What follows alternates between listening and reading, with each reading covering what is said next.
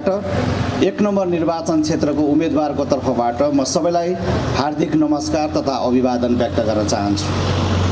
म सबैभन्दा पहिला यो कार्यक्रम आयोजना गर्नुभएकोमा र अवसर दिनुभएकोमा म सबै आयोजक साथीहरूलाई आभार व्यक्त गर्न चाहन्छु र मैले हाम्रो पार्टीको चुनावी प्रतिबद्धताको विषयमा बुदागत रूपमा केही विषयहरू तपाईहरुको बीचमा चाहिँ राख्ने अनुमति चाहन्छु।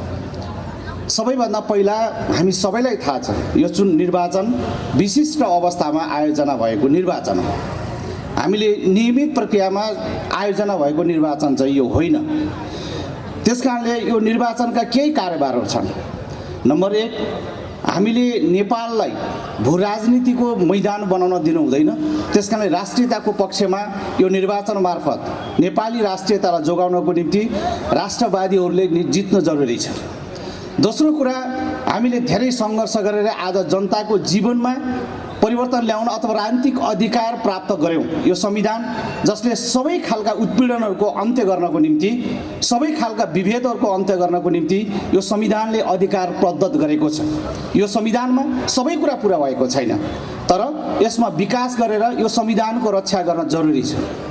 तेस्रो कुरा, हामीले जनताको राजनीतिक अधिकार स्थापित गर्यौं, तर हामीले जनताको अब रोजीरोटीको व्यवस्था गर्नुपर्नेछ, बासको व्यवस्था गर्नुपर्नेछ, शिक्षा र स्वास्थ्यको हामीले ग्यारेन्टी गर्नुपर्नेछ। त्यसकारणले यस्ता कार्यभारहरू पूरा गर्ने हाम्रो लक्ष्य छ र मलाई विश्वास छ सबै मतदाताले हामीलाई विजय हासिल गराउनु भयो भने हामी यो काम जिम्मेवारीपूर्वक हामी निर्वाह गर्नेछौँ।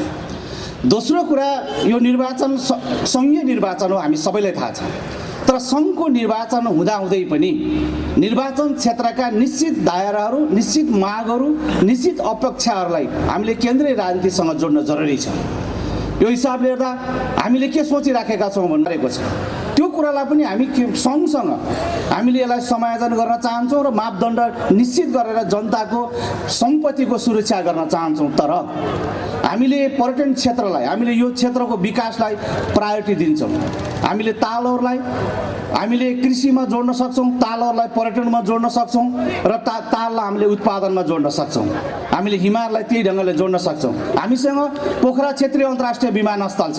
हामीले अघिल्लो संविधान सभामा यसलाई मुद्दाको रूपमा स्थापित गर्यौँ, तर त्यसलाई अन्तर्राष्ट्रिय हबको रूपमा विकास गर्न सकेका छैनौँ। हामीले हाम्रा प्रतिनिधिहरूले ठिक ढङ्गले सङ्घमा हाम्रा आवाजहरूलाई बुलन्द गर्न नसक्दाखेरि यो कुराको अप्ठ्यारो भएको छ। हामी त्यसको बुलन्द गर्न चाहन्छौँ। दोस्रो कुरा, हामीसँग जलविद्युतको सम्भावना छ। हामी कास्कीलाई पाल्न सक्ने मात्रै होइन, नेपालको अर्थतन्त्रमा निकै महत्त्वपूर्ण योगदान दिन सक्ने हामीसँग पानीको सम्भावना छ। अहिले मादी गाउँपालिकामा झन्डै 200 मेगावाट विद्युत उत्पादन भएको छ। हामी निजी क्षेत्रलाई सम्पूर्ण ढङ्गले हामी रक्षा गर्न चाहन्छौँ, तर जनताले पाउने नैसर्गिक अधिकार अन्तर्गत संस्थागत सेयरका कुराहरू र जनताले पाउने सामाजिक उत्तरदायित्व अन्तर्गतका अधिकारहरू, त्यो कुराको सुनिश्चित गर्न चाहन्छौँ। हामीले कतिपय हाई टेन्सनहरूले हामीलाई समस्या पारेको छ। पोखरा 27 मा हामीलाई जमिनहरूमा केही अप्ठ्यारो परेको छ।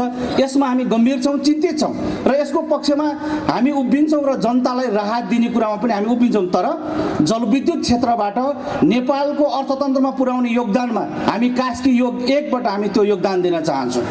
तेस्रो कुरा, हामीले कृषिको क्षेत्रमा हामीले हाम्रा जमिनहरू बाँझा भएका छन्।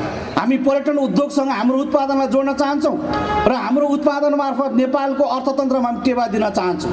त्यसकारणले हाम्रा बाँझा जमिनहरूलाई स्थानीय सरकार, प्रदेश सरकारसँग हामी मिलेर हामीले केन्द्रले मुख्य नेतृत्व गर्ने गरी हामीले यहाँका जमिनहरूलाई हामीले उर्वर योग्य बनाउन चाहन्छौँ र हाम्रो उत्पादनहरू, चाहे त्यो फाँटहरूका उत्पादन हुन्, चाहे त्यो पहाडका उत्पादनहरू किन्न हुन्, हामी सबै उत्पादनलाई हाम्रो दैनिक आम्दानीसँग जोड्न चाहन्छौँ। तेस्रो चौथो कुरा, हामीले अहिलेको सूचना प्रविधि डिजिटल युग हो। हाम्रा सबै युवाहरू अहिले डिजिटलमा अभ्यस्त छन् र त्यसमा आफ्नो पेसा खोजिराखेका छन्। त्यसकारण यो सूचना प्रविधि मार्फत हामीले आम्दानीको स्रोतको रूपमा विकास गर्न चाहन्छौँ र यो निर्वाचन क्षेत्रलाई सँगसँग पोखराबाट छौँ। पोखराबाट जसरी हामीले नियमित यो राज्यलाई कर तिरिराखेका छौँ, तर यहाँको जनताको आवश्यकता र जनताको भावनालाई केन्द्रीय सरकारले ठिक ढङ्गले बुझ्न सकेको छैन। त्यही त्यो सङ्घमा हाम्रा आवाजहरूलाई बुलन्द गर्ने तपाईँलाई उपयुक्त प्रतिनिधिको चाहिएको छ। त्यो उपयुक्त प्रतिनिधि म हो र नेपाली कम्युनिस्ट पार्टीको तर्फबाट मलाई प्रस्तुत गरेको छ। त्यस कारणले म तारा चिन्हमा सबैलाई मतदान गर्नको निम्ति अनुरोध गर्न चाहन्छु र आफ्नो भनाइलाई टुङ्ग्याउन चाहन्छु। धन्यवाद।